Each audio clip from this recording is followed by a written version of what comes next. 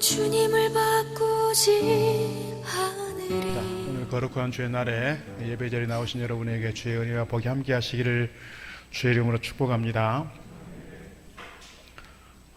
지난주, 저지난주 2주간 이렇게 좀 몸이 불편했었기 때문에 지난 한 주간 노예 임원 수련회 잘 따라다닐 수 있을까 이렇게 사실 염려하는 마음으로 갔는데 은혜 가운데 여러분 기도해 주셔서 잘 다녀왔습니다. 사실 8년 전에 10년 전에 노예 목사장로 수련회로 다녀왔던 나가사키 지역 다시 한번 돌게 됐는데요. 그때는 가보지 않았던 그런 섬들 또 어떻게 보면 조금 더 상세하게 이렇게 순교의 어떤 현장들을 돌아보면서 이렇게 다녀왔습니다. 사순절을 이제 이번 주 수요일부터 사순절이 시작이 되는데 사순절 앞두고 저 개인적으로 또 교회적으로도 우리 노예적으로도 참 좋은 은혜의 시간들이었다 이렇게 생각이 들고 정말 오롯이 순교지만 돌다가 이렇게 온 것 같습니다. 차 타고 다니면서 또 배 타고 다니면서 저 개인적으로 믿음의 선조들을 기억하면서 은혜와 감동의 시간 또 개인적으로 도전받는 시간들이 되었습니다. 오늘 말씀도 보면 신앙을 지키고 하나님으로부터 받은 사명을 감당하다가 그들이 당했던 고난과 또 순교적인 장면들을 구체적으로 우리에게 말씀해 주고 있는데 이 사순절을 앞두고 우리가 우리의 신앙을 좀 다시 한번 다지는 시간이면 좋겠다 그런 마음이 있고 오늘 말씀 주로 내용들이 이제 제가 이렇게 순례했던 선교지 내용들을 가지고 함께 나누겠습니다만은 오늘 말씀의 내용도 사실은 스데반의 순교 장면 그리고 히브리서의 말씀도 오늘 히브리서의 말씀은 사실 스데반처럼 이렇게 신약 시대에 고난당하고 순교했던 분들이 아니라 사실은 구약 시대의 말씀을 증거하고 사역을 감당하다가 당했던 그런 순교와 고난의 현장들을 기록하고 있는데 사순절 앞두고 있는 오늘 우리의 신앙에 큰 도움이 되면 좋겠다 그런 마음이 있습니다. 성경에는 믿음으로 승리를 경험한 사람들의 이야기가 많이 나옵니다. 오늘 히브리서 11장 35절 이하의 말씀에서 이렇게 기록합니다. 여자들은 자기의 죽은 자들을 부활로 받아들이기도 하며 또 어떤 이들은 더 좋은 부활을 얻고자 하여 심한 고문을 받되 구차히 풀려나기를 원하지 않았다. 또 어떤 이들은 조롱과 채찍질 뿐 아니라 결박과 옥에 갇히는 시련도 있었고 돌로 치는 것과 톱으로 켜는 것과 시험과 칼로 죽임을 당하고 양과 염소의 가죽을 입고 유리하여 궁핍과 혼란과 학대를 받았으니 이런 사람은 세상이 감당하지 못하느니라. 그들이 광야와 산과 동굴과 토굴에 유리하였느니라. 이것이 성경시대 지금부터 2000년 전 2500년 전 시대에 기록된 이런 내용들이지만 300년 400년 전 시대에 특별히 일본의 어떤 선교 역사를 통해서 보여주었던 그런 어떤 선교지 보게 되면서 개인적으로 큰 도전이 되었습니다. 성경에 보면 다니엘이나 다니엘의 세 친구들 또는 다윗을 봐도 그렇고 이렇게 믿음을 지키기 위해서 목숨을 걸었던 사람들이 기적 같은 역사 속에서 하나님께서 풀무불에서 그들을 건져주셨고 사자굴에서 건져주시기도 했고 이런 기적 같은 역사가 있기도 했어요. 사실은 오늘 본문의 배경 속에 보게 되면 많은 사람들이 특별히 예레미야라든지 이사야와 같은 대표적인 선지자들 포함해서 많은 믿음의 사람들이 고난을 당했을 뿐만 아니라 순교의 피를 흘리게 되었고 또 동굴 속에서 토굴 속에서 유리방황해야 했고 또 어쩌면 성공적인 인생이 아니라 세상의 기준을 가지고 보면 그들은 실패한 인생 같아 보이나 오늘 말씀의 핵심적인 주제는 뭐예요? 그들이 신앙적으로 승리했다는 것을 우리에게 가르쳐주고 있는 겁니다. 승리했다. 그 이유는 뭘까요? 그들이 그런 순교의 현장에서 그들이 그런 고난과 학대의 현장에서 무엇을 바라보았기 때문에요? 주님을 바라보았기 때문이고 어떤 소망이 있었기 때문에 부활의 강한 확신과 소망이 있었기 때문에 그들은 죽음 앞에 서서도 두려워 떠는 마음이 아니라 공포스러운 그런 마음들이 아니라 죽음 앞에 의연하였고 죽음 앞에 당당하였고 담대하게 죽음 앞에 서서 죽음에 직면했던 순교의 어떤 처형의 과정 속에서도 그들이 기죽지 않았던 그 모습들을 우리에게 보여줬다는 사실입니다. 이것이 2000년 전 시대만이 아니라 300년 전, 400년 전 시대에 일본에서도 있었다는 것을 보게 되었다는 겁니다. 오늘 히브리서 저자가 앞서 말씀드린 것처럼 오늘 히브리서의 저자가 기록하는 이 내용들은 오늘 사도행전에 나오는 스데반처럼 이렇게 예수님에 대해서 증거하고 복음에 대해서 증거하던 시대가 아니라 구약 시대니까 뭐예요? 그들이 하나님의 약속 메시아에 대한 그런 분명한 믿음을 가지고 살았던 저들이 아직 메시아가 오지 않았고 아직 주님을 보지 못했음에도 불구하고 그런 불확실성 속에 있었지만 그럼에도 불구하고 그들이 뭐예요? 그들이 복음에 대한 또는 하나님 말씀에 대한 하나님의 약속에 대한 분명한 확신과 믿음이 있었기 때문에 그런 고통과 그런 혼란과 시련과 그런 어려운 상황 속에서도 믿음을 지킬 수가 있었고 순교의 현장에서 당당하게 설 수 있었다라고 보여지는데요. 이렇게 오늘 히브리서를 통해서 히브리서 기자가 이 부분을 강조해서 클라이막스처럼 말씀하고 있는 것은 오늘 초대교회가 이 히브리서를 읽고 있는 초대교회 성도들이 같은 환난과 같은 시련과 그런 죽음의 길목에서 순교를 기다리고 있는 그런 시대였기 때문에 그렇다는 거예요. 오늘 본문의 말씀을 보면서 또는 나가사키 지역을 중심으로 한 일본 선교 역사를 순교의 역사를 보면서 오늘 우리 시대는 너무 편하게 예수 믿고 있구나 그런 생각을 좀 하게 됐습니다. 우리가 예수 믿는다고 해서 제가 어린 시절처럼 아버지한테 혼나고 뭐 집에서 쫓겨나고 뭐 교복 태워먹고 교과서 태워먹고 이런 시대는 아니잖아요. 너무 쉽게 예수 믿고 있는 건 아닌가, 너무 편하게, 너무 안일하게, 너무 나태하게 예수 믿고 있는 것은 아닌가. 저도 목사의 한 사람으로서 내가 목회를 또 그렇게 하고 있는 건 아닌가 그런 생각을 좀 하게 되었습니다. 오늘 본문을 통해 주시는 특별히 믿음의 선진들, 선조들의 신앙, 순교자들의 신앙은 어떤 신앙이었는지 오늘 본문을 통해 몇 가지를 함께 살펴보려고 합니다. 사순절을 앞둔 오늘 우리에게 유익한 시간, 은혜의 시간 될 수 있기를 바라겠습니다. 첫째로 순교의 신앙을 지킨 성도들은 죽음을 두려워하지 않았다는 겁니다. 오늘 본문에 나오는 이 믿음의 선진들은 죽음을 두려워하지 않는 믿음의 사람들이었다는 거예요. 예수 믿을래? 안 믿을래? 안 믿으면 살지만, 안 믿는다고 고백하면 살지만 끝까지 예수 믿겠다고 하면 너는 죽음이야. 그런 위협을 끊임없이 받아왔지만, 그래서 사회적으로 지금도 파키스탄 같은 경우에도 그렇고 이슬람권 사회에서도 그렇고 공산권은 말할 것도 없고 지금도 수많은 그리스도인들이 이렇게 핍박과 학대와 사회적인 따돌림과 이런 상황 속에서 예수 믿는 사람들이 무수히 많다는 거예요. 그래서 지금도 사실은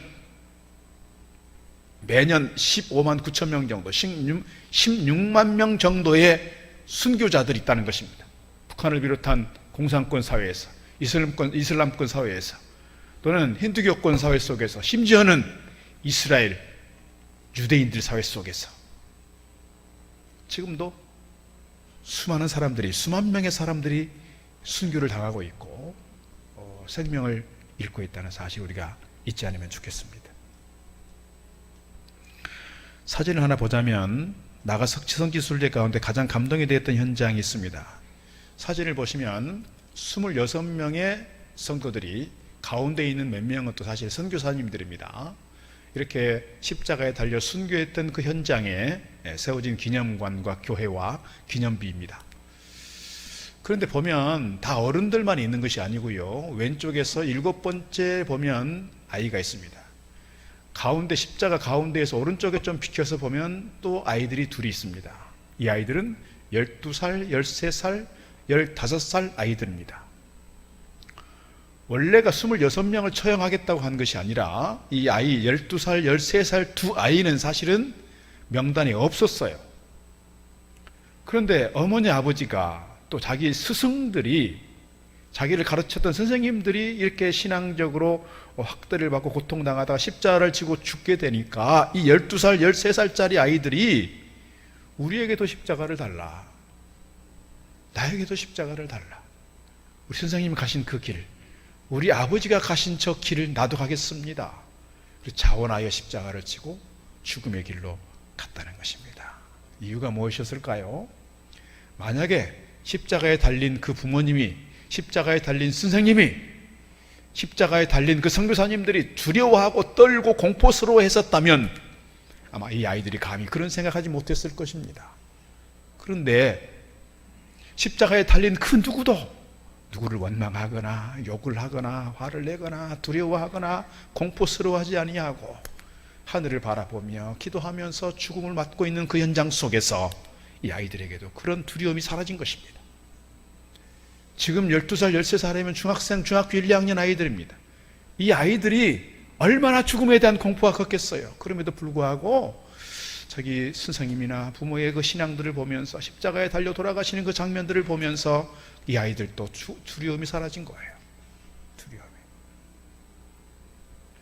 사실 여기에 달린 여기서 순교한 이 사람들은 이 나가사키 지역에 원래 살던 사람들이 아니었습니다. 물론 거기 사는 사람들도 있었겠지요. 그러나 대개 교토, 옛날 우리로 말하면 경주 뭐 이런 거예요. 옛날의 수도죠. 교토 지역이나 전국에 흩어져서 이렇게 신앙생활하던 지도자들을 사실은 이 나가사키 지역으로 끌고 와서 800km, 900km를 끌고 와서 이곳에서 지금 처형을 시키고 있는 겁니다. 이유는 뭐냐면 이 나가사키를 중심으로 하는 이 규슈 지역이 이 폭발적으로 신앙인들이, 그리스도인들이 많아진 거예요. 그렇게 급격하게 부흥하고 있는 이 지역에서 공개적으로 십자가 처형을 당하면, 공개적으로 십자가 처형을 시키면 많은 사람들이 그 죽음에 두려워서 예수 믿는다는 걸 포기할 거다, 그렇게 생각하고 경고하는 의미에서 그렇게 십자가 처형을 했으나 사실은 결과는 달랐습니다. 오히려 십자가 처형을 보았던 많은 믿음의 사람들이 오히려 더 공개적으로, 더 담대하게 신앙에 대해서 얘기하게 되었고, 나도 예수 믿는 사람입니다, 나도 예수 믿는 사람입니다, 그렇게 교회가 오히려 성장하게 되었다는 사실입니다. 일종의 역효과가 난 것이지요. 그때 당시에는 그랬습니다. 중요한 것은 이 순교의 현장에서 그 누구도 죽음에 대해서 두려워하는 것이 아니라 죽음을 두려워하지 않는 믿음의 길, 그래서 이 순교의 길을 가게 되었다는 사실입니다. 두 번째, 신앙을 지키다가 고난당한 성도들은 무엇을 기대하였느냐? 부활을 기대했다는 것입니다. 부활에 대한 확실한 소망과 믿음이 있었기 때문에 그들은 그 죽음의 현장에서도 두려워하지 않게 되었다는 겁니다. 그림을 한번 보시면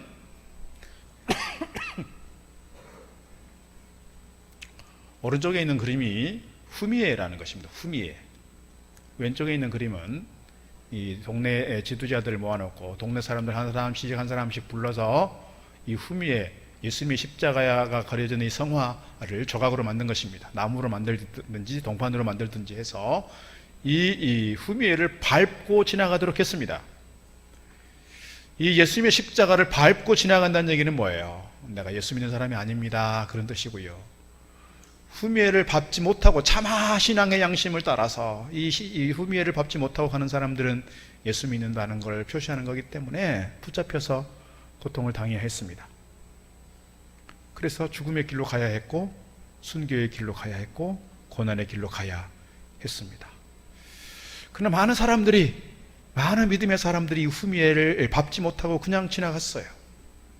뭐가 뻔히 보임에도, 고난이, 죽음이 뻔히 보임에도 불구하고 그냥 가게 되었다는 거예요. 이유는 뭐예요? 죽음 이후에 새로운 세계가 있다, 주님께서 다시 오시는 시대가 있고 우리가 부활하게 된 때가 있다는 것을 가르쳐 주기 때문입니다. 그림을 하나 올리면 한 30초 정도만 놓고 그냥 내려주시면 좋겠어요. 35절 말씀에서 이렇게 기록하고 있습니다. 여자들은 자기의 죽은 자들을 부활로 받아들이기도 하며 또 어떤 이들은 더 좋은 부활을 얻고자 하여 심한 고난을 받되 구차히 풀려나기를 원하지 않았다 그랬습니다. 구차히 풀려나기를 원하지 않았다. 이유는요, 내가 지금 죽음의 길을 가지만 죽음 이후에 내가 부활의 세계가 있고 주님 다시 만나게 될 그때가 있는데 내가 두려워할 게 뭐가 있느냐, 그 말입니다. 그래서 예수 믿는 사람들 잡아가는 과정에서 이런 일이 있었다고 합니다.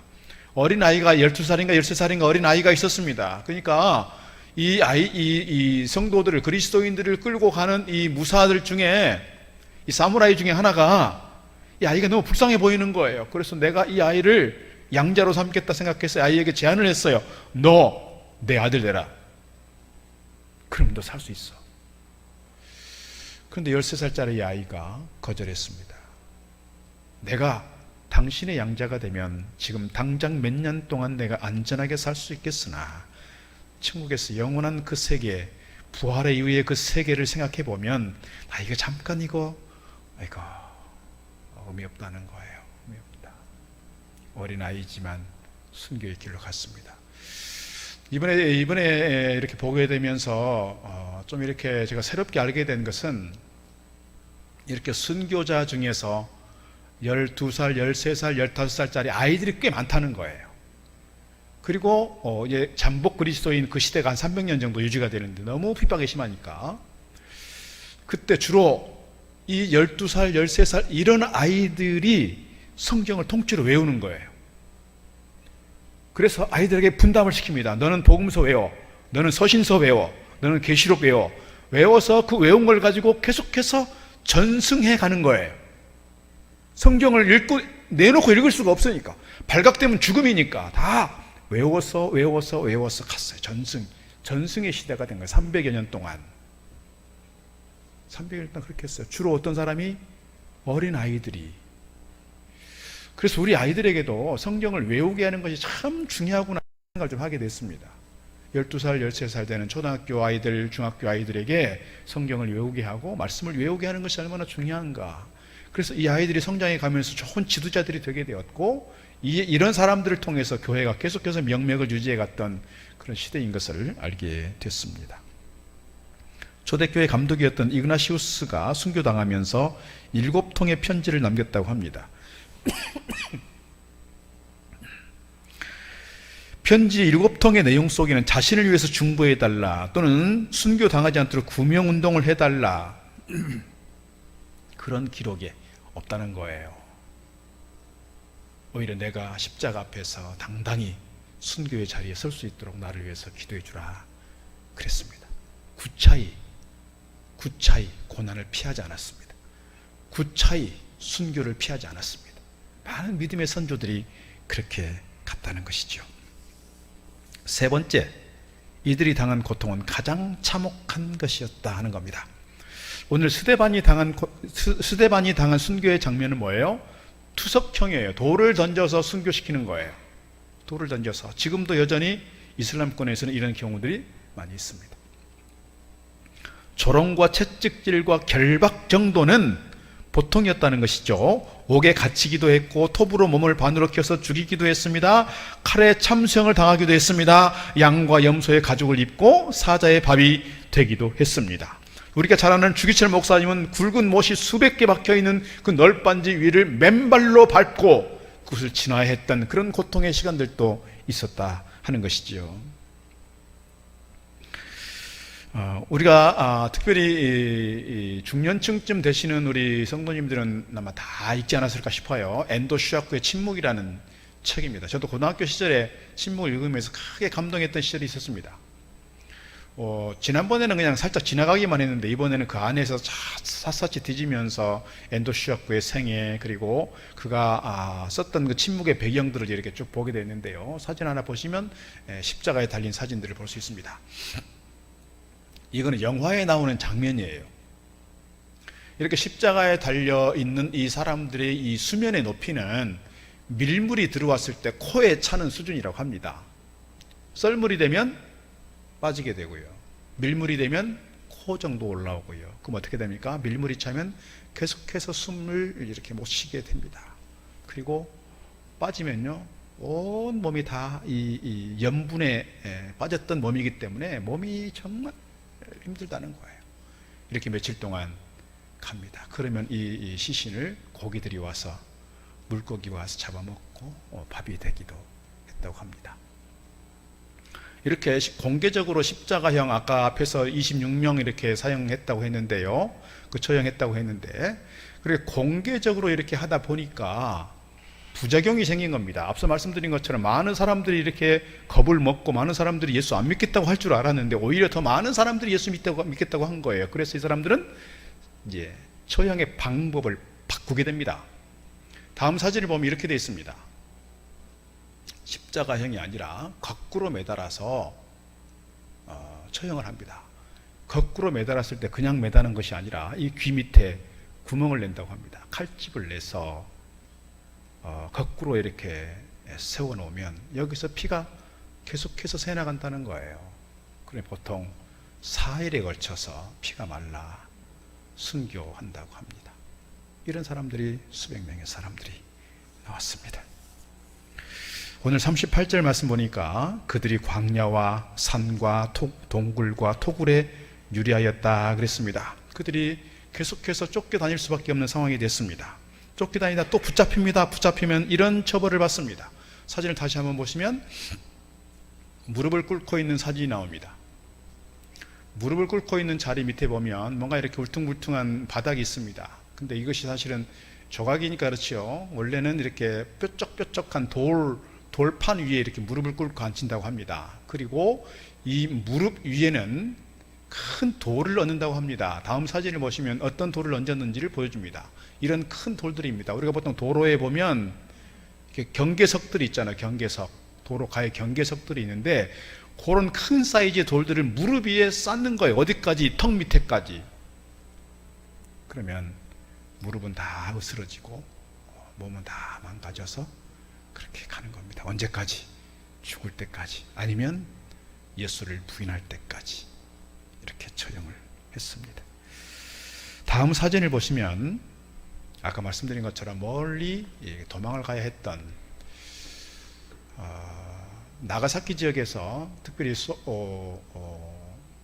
소토메라고 하는 그 지역에서 이제 큰 박해가 있었고 그곳에서 고토라고 하는 섬으로 도망을 가요. 우리로 말하면 제주도 같은 데로 도망을 가는 거예요. 그러면 거기서 이렇게 숨어 살다가 또 붙잡혀서 이렇게 박해를 당하고, 그래서 또 몇 사람들이 그때 당시 배가 있었겠어요? 뭐가 있었겠어요? 숨어서 가는데 밤중에 뗏목을 타고 여기까지 가는 거예요. 이게 통통배를 타고 이 제트를 타고 한참을 갔으니까 아마 며칠에 걸쳐서 그렇게 뗏목을 타고 갔을 것 같습니다. 근데 문제는 저기에서 몇 사람들이 모여서 이렇게 정말 먹을 게 아무것도 없겠더라고요. 가보니까 아마도 거기서 물고기를 잡지 않았을까 싶고요. 그거 어떻게 요리를 해 먹는다고 불을 좀 피웠는데 지나가는 배에 발각이 돼서 거기서 또 몰살을 당하게 됐습니다. 그런 생각을 했습니다. 아니, 저기에서 살겠다고 저기까지 도망을 갔는데 저 사람들까지 다 잡아서 죽이고, 참 사람들이 이렇게 잔인할 수가 있구나 생각을 좀 하게 됐습니다. 다음 사진을 보시면 이게 뭘까요? 이게 채찍입니다. 채찍. 이제 아까 말씀드린 잠복 그리스도인 시대가 약 300여 년 동안 진행이 되면서 이렇게 이제 어쨌거나 신앙을 지키는 사람들이 있었습니다. 예수님에 대해서 공개적으로 할 수가 없으니까 불상 같은 걸 놓고 불상 뒤에다가 십자가를 그려놓고 이렇게 예수님처럼 이렇게 모시는 장면이 생깁니다. 근데 매년 1월 1일이 되면 모든 사람들이 후미회를 지내가도록 합니다. 근데 생명을 보존하기 위해서는 어떻게 할 수가 없는 거예요. 그래서 그것을 지나가게 되는데 할 수 없이 이제 밟고 지나가는 사람이 있는 겁니다. 생명을 보존하기 위해서. 그리고 와서 어떻게 하냐, 하루 종일 자기 스스로 이렇게 채찍질을 하는 거예요. 아까 사진에서 보면 잘 보이진 않지만 끝에 이렇게 뾰족뾰족한 쇠붙이들이 여러 개 달려 있습니다. 종일 자기 몸을 치고 피투성이가 되고, 그리고 밤에 회개문을 씁니다. 반성문을 써서 그것을 불에 태워서 죄를 먹었다고 합니다. 회개하면서 눈물을 흘리면서 내가 이렇게 할 수밖에 없는 상황에 대해서 탄식하면서 그렇게 신앙을 지켰다라고 하는 것이죠. 이렇게 정부에서는 그리스도인들을 탄압하면서 방법을 달리하게 됐습니다. 공개적으로 하다 보니까 어려움이 생기고, 공개적으로 하다 보니까 자기 뜻대로 안 되니까 이제 은밀한 방법을 통해서 성도들을 처형하게 됩니다. 그 중에 하나가 뭐냐면 나가사키 지역에서 운젠이라고 하는 지역으로 가는데요, 걸어서 한참을 가는 겁니다. 근데 갈 때 한쪽 귀가 잘려서 갑니다. 이게 이제 어떻게 보면 한쪽 귀가 잘렸으니까 성도들은 붙잡히면 잘리는 거예요. 그러니까 이거는 뭐 따로 말을 하지 않아도 귀가 잘린 거는 뭐예요? 저 사람 예수쟁이구나 하고 보이는 거예요. 이 사람들 다 붙잡혀가지고 어디로 가냐면 운젠이라고 하는 온천으로 갑니다. 온천 지역.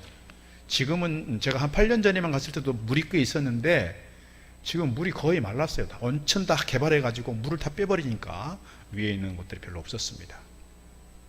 그곳에 데리고 가서 뜨거운 물에다가 담궜다 뺐다 담궜다 뺐다 물을 붓고 일주일부터 한 달 정도까지 그렇게 고문을 하고, 그래도 예수 믿겠다고 하면 온천물에 빠뜨려서 순교했던 그 장면 영상으로 잠깐 보도록 하겠습니다.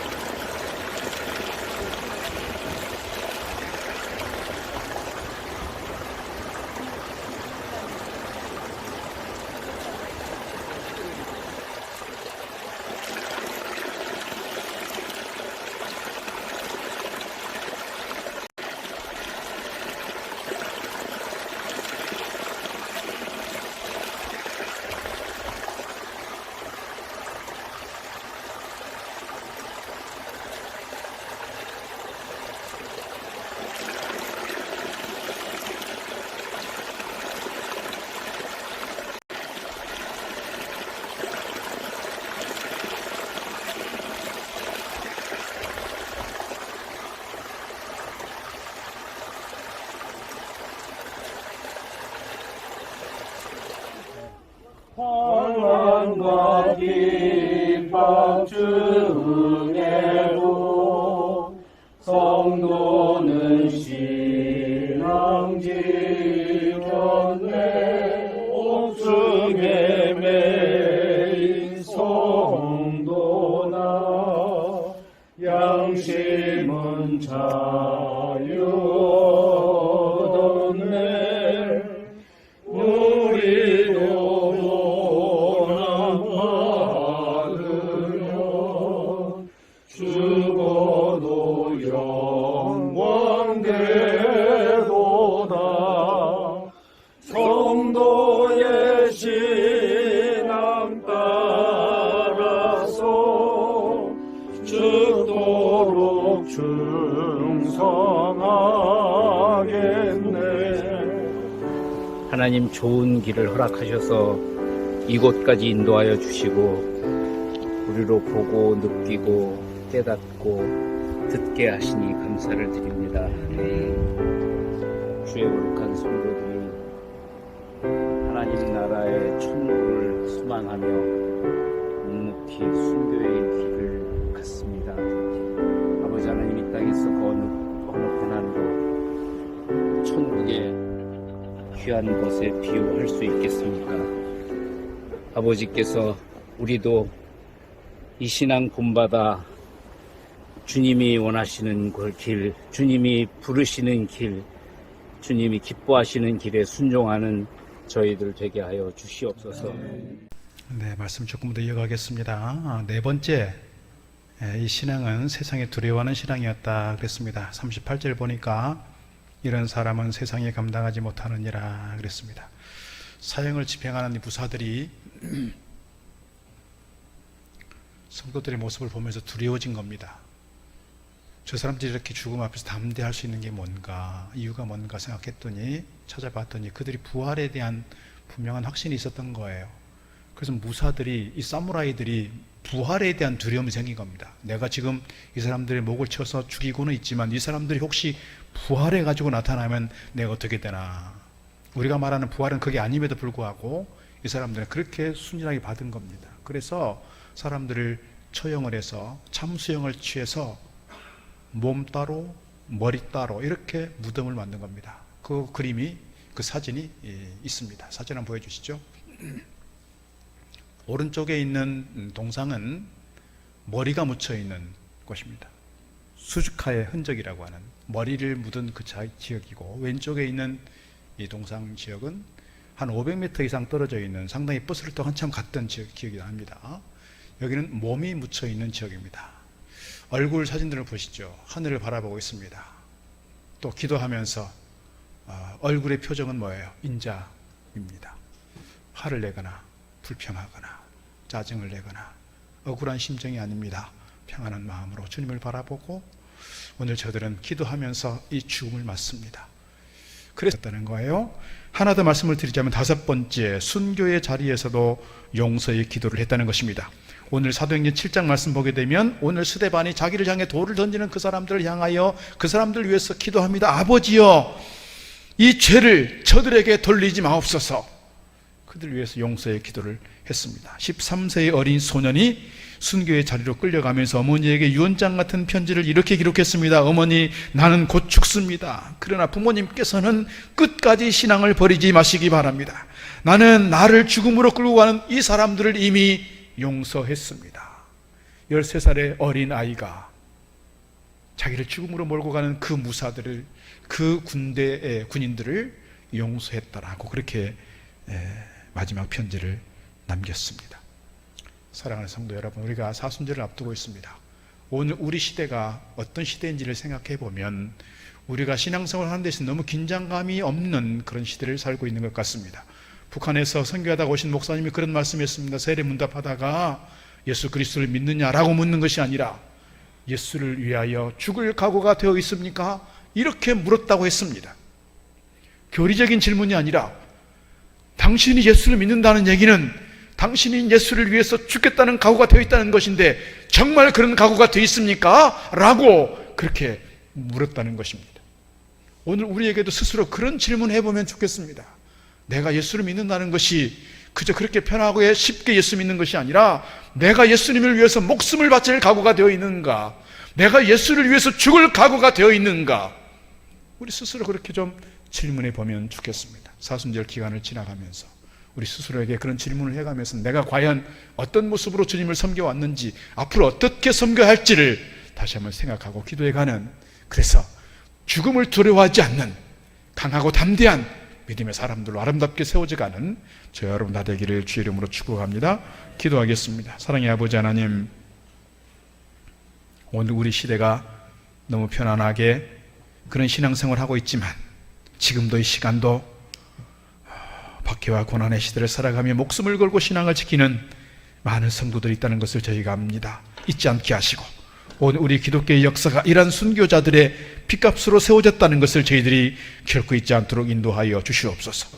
오늘 우리를 향하여 주님을 위하여 죽을 준비가 되어 있느냐고 물으시는 주님의 음성 듣게 하시고 저희들이 강한 믿음의 용사되어서 편안한 믿음, 안일한 믿음, 쉽게 믿는 신앙생활을 쫓아가지 않는 주님 나라의 거룩한 일꾼들로, 주님 믿고 따르는 제자들로 아름답게 세워지도록 주님 축복하여 주시옵소서. 예수님 이름으로 기도드리옵나이다.